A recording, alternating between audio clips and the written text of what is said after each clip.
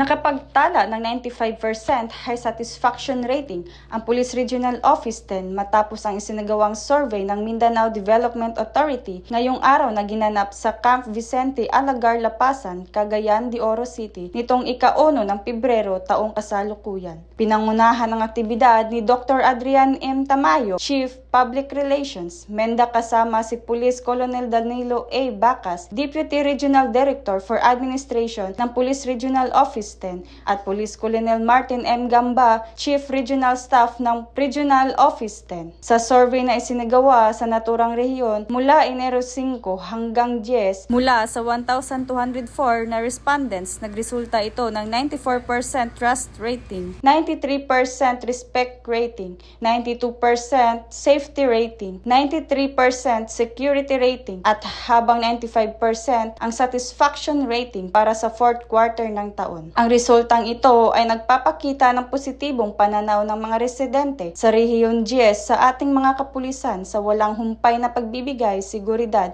at kaligtasan sa ating komunidad. Ang Police Regional Office 10 ay mananatili sa pangakong ipagpatuloy ang kaligtasan at seguridad ng publiko at patuloy na magsisikap tungo sa pagpapanatili ng tiwala at kasiyahan sa mga residente ng Hilagang Mindanao. Mula dito sa Northern Mindanao, ako ang inyong PNN correspondent, Patrolwoman Jovelyn Dudoso, alagad ng batas, taga-taguyod ng Balitang Pulis.